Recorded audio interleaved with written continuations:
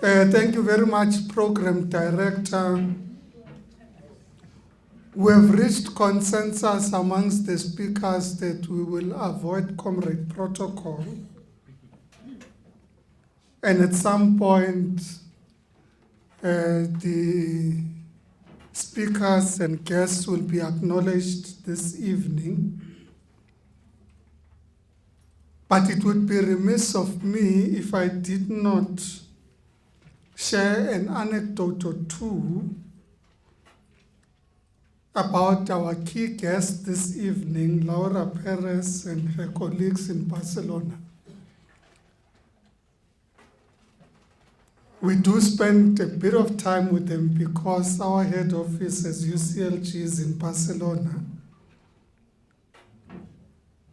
But one thing that is important to acknowledge about the leadership of Barcelona right now under the mayorship of Ada Colau and Laura Perez and others is the significant role they are contributing to the discourse about how our cities should evolve globally.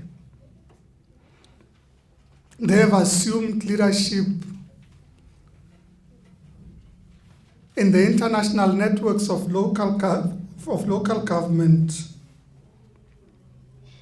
on an important subject about the right to the city,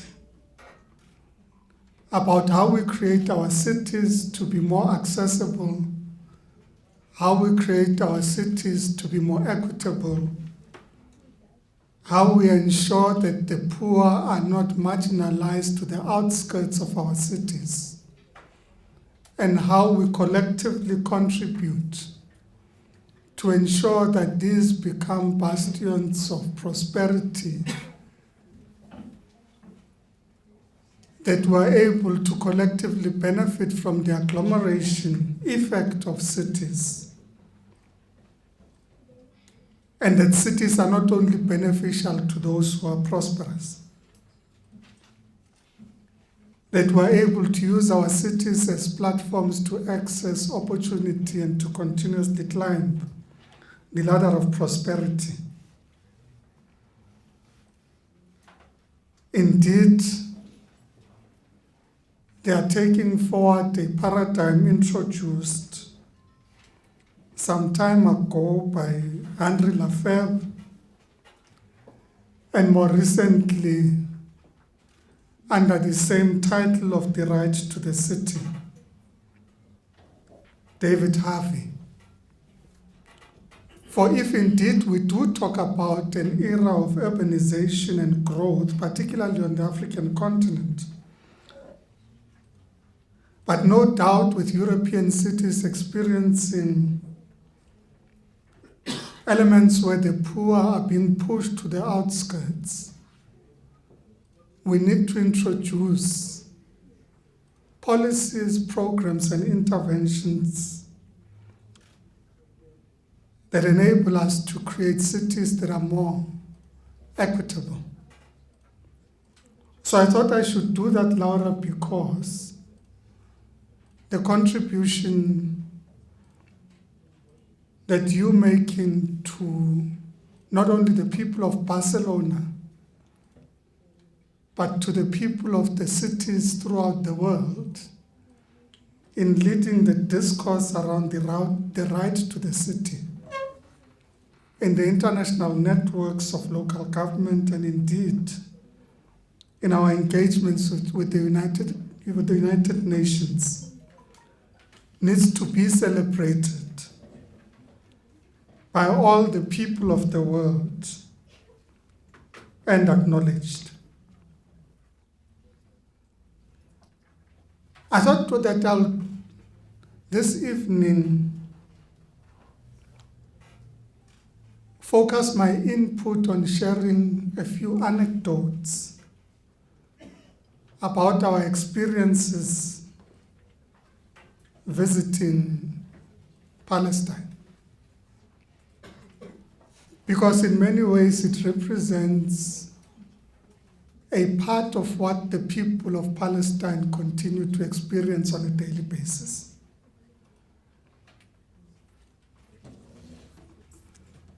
And in this regard, I thought that I should start with our last visit to Palestine, in particular, to the city of Ramallah, where, as the people of Johannesburg, representing the people of Johannesburg, the municipality had resolved to not only enter into a partnership with the city of Ramallah, but as a symbol of solidarity and commitment to the freedom of the people of the country of Palestine, we donated the statue of Madiba that was erected in Ramallah as a symbol of expressing our commitment to ensuring that we do not just say that we support your struggles for freedom, but that we take forward the words of Madiba when he said that South Africa is not free, is not completely free until the people of Palestine are free. We thought that this symbolic gesture from the people of Johannesburg would bring to the attention of the people of the world the commitment not just by South Africa, but indeed by a global icon in the form of Madiba to the plight of the people of Palestine. Needless to say, Excellency the Ambassador, one of our first experiences was that indeed the statue of Madiba was detained by the Israelis for a few months. And when we arrived there, we reflected on the reality that Mandela was arrested again.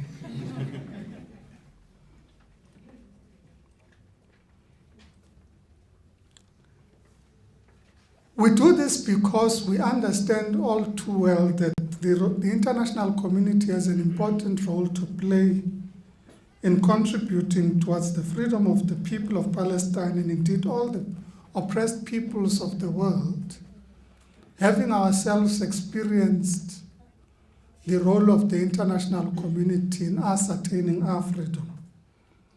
As you would know, in executing the National Democratic Revolution in South Africa, we had identified 4 pillars to prosecute the National Democratic Revolution.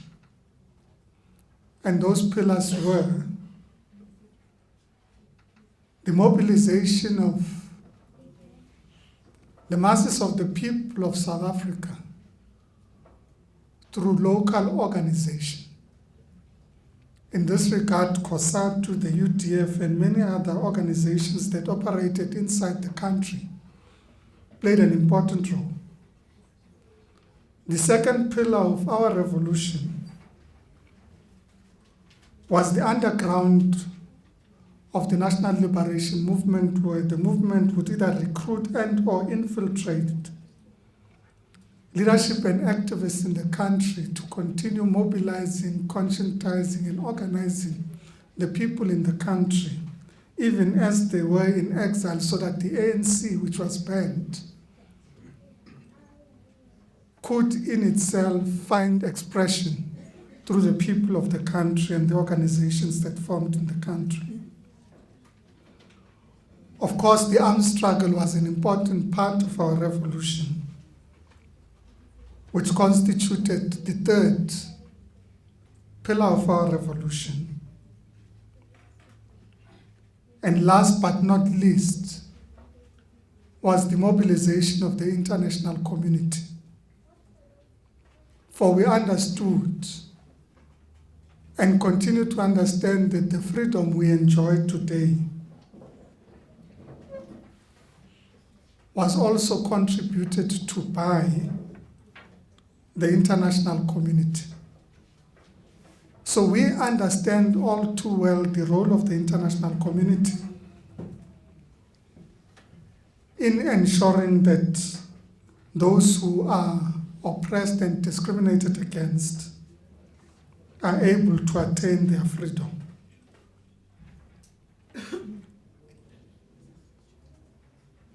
And we should not tire, and thus it is important that we should celebrate the work that's being done by the Palestinian Solidarity Alliance, the BDS and other organizations in creating consciousness about the plight of the people of Palestine.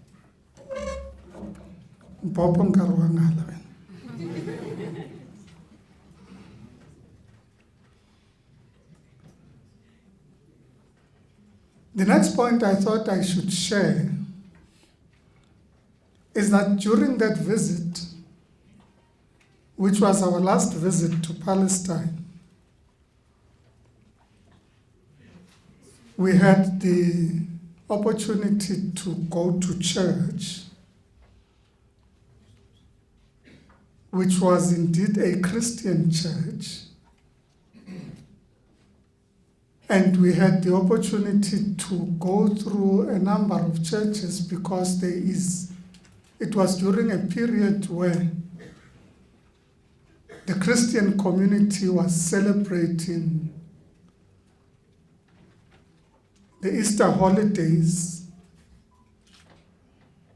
and there's the annual march from church to church of different Christian denominations.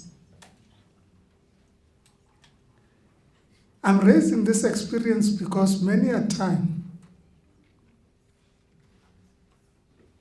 people identify the struggle of the people of Palestine along religious lines, when in fact it is not a matter of Muslim against Christian. Indeed, it is not a fight against the Jewish faith.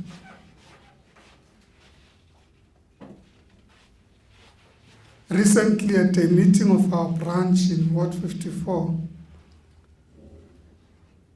when somebody asked me the question about the role of religion in the struggles of the people of Palestine, I shared with them a truth that many do not know, that Jesus was born in Palestine. For indeed, Bethlehem is in Palestine. So when people present it as if it is a debate around religion, it becomes a convenient presentation and argument to suggest that the people of Palestine are mobilized not on the basis of their daily experiences of oppression and discrimination, but are mobilized by radical, extremist Islamic ideology as a means through which they mobilize the people of Palestine. Of course, at the risk of getting into trouble, I did say that Jesus died in Israel.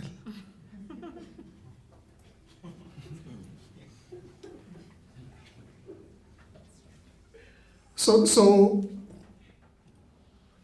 when you do get the privilege and opportunity to visit both Bethlehem and Jerusalem, you'd realize that within 1 square kilometer, both in Jerusalem and Palestine, or rather in Jerusalem and Bethlehem, are shrines of many religions.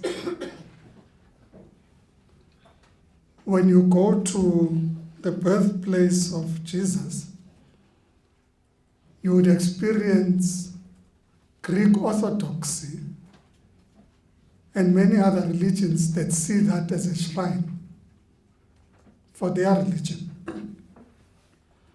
And indeed, when you go to Jerusalem, you would realize that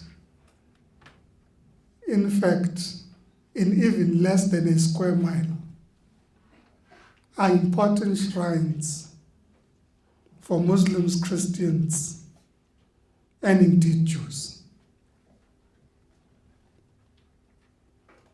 So we need to put aside this notion that in fact these struggles are struggles based on fundamentalism, but that these are struggles about a people that continue to experience different and acute levels of discrimination and oppression. So just a few things that we experienced.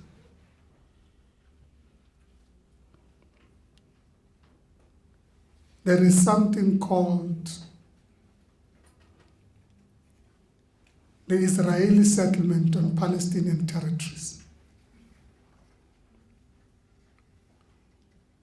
where through a progressive process of annexation of Palestinian territories,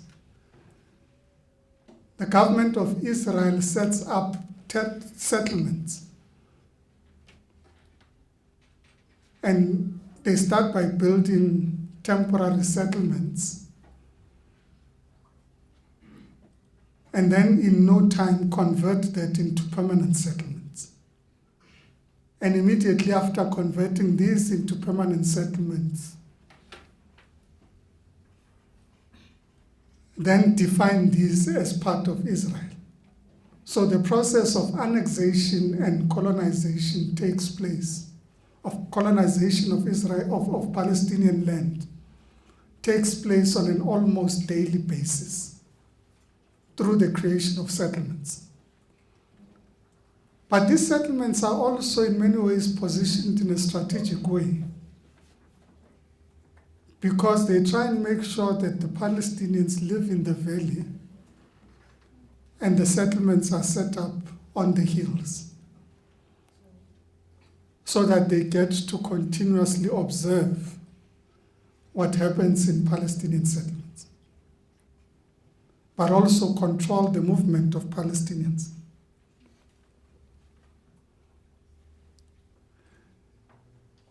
And if you thought this is very bad, they then go out and build what is colloquially called the Apartheid War, where they demarcate through a wall, indeed much bigger than the Berlin Wall.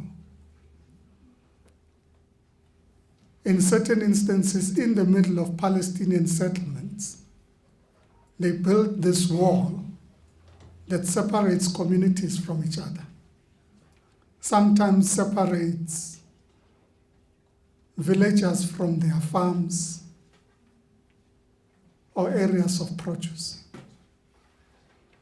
sometimes from family members, through simply building this apartheid wall. And if you thought that is bad, they then set up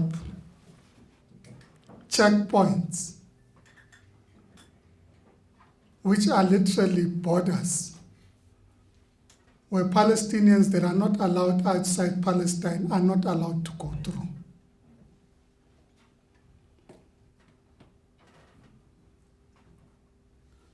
And not only do they do that, but if you have a vehicle with Palestinian registration, it shall not drive on the major highways and byways of Israel.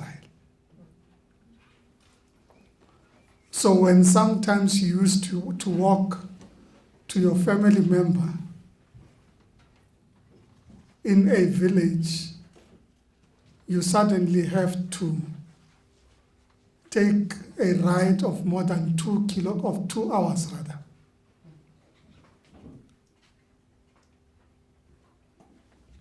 To go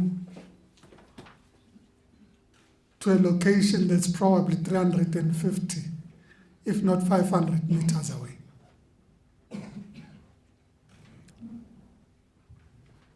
So this is the daily experience of the Palestinian people. And for those of the Palestinian people that are located in Israel, where there are settlements of Palestinian people,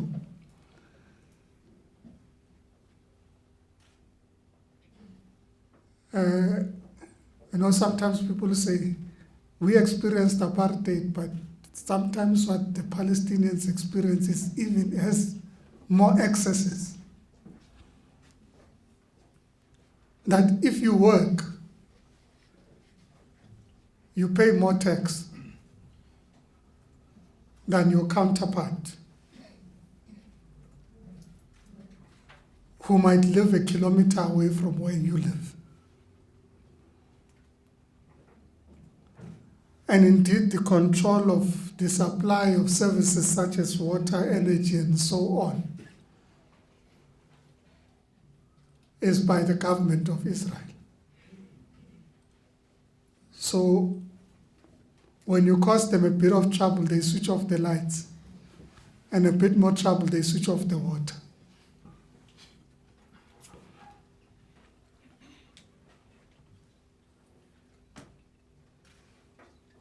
And the map here, which I won't go through because my colleagues might share, this experience is an indicator of that reality.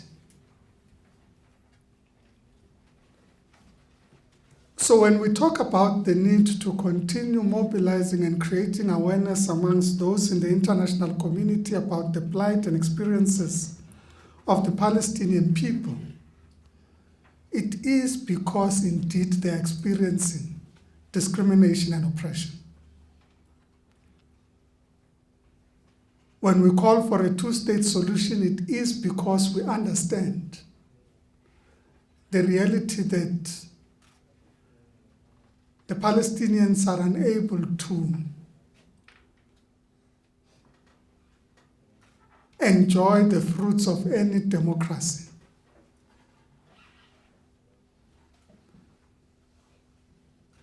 And that their daily lives is governed by the whims of the Israeli government.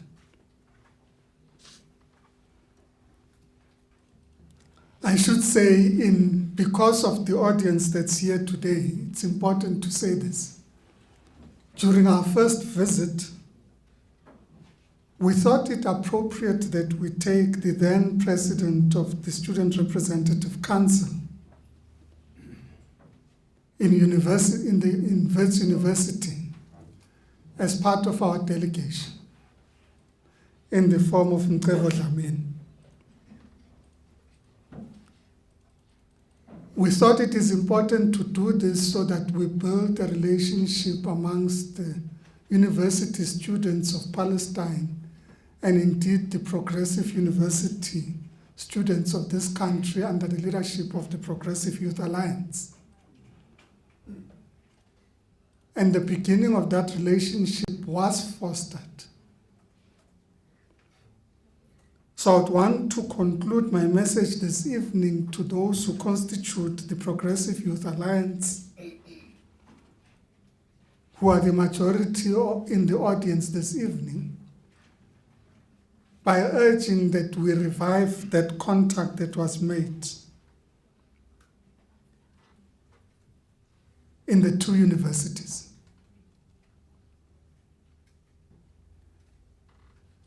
Of course, we did not, and it's something that we must do, Deputy Minister.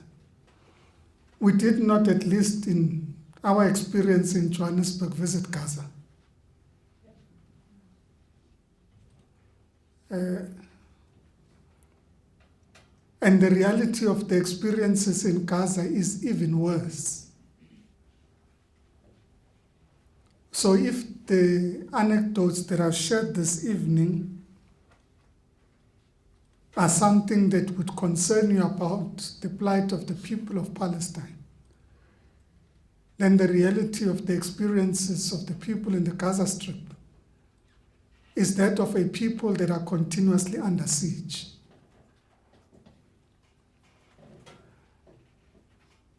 And the reason we must stand up and go there is because we cannot bring the experiences of the people in the Gaza Strip to the attention of the world if we ourselves do not experience it.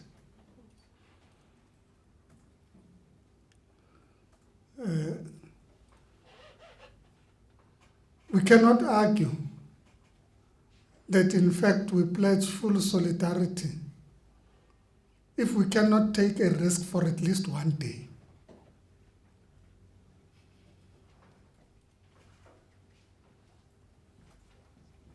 Because the experiences of the people of Palestine is an experience that they experience on a daily basis. When we were conducting our own struggle, we had many who visited us in the middle of Soweto, in the middle of Duduza, in the middle of all the townships at the time that these were themselves under siege. So we cannot as South Africans sit back and say, "Kuyaliwa lapha, siyasaba ukuya lapha."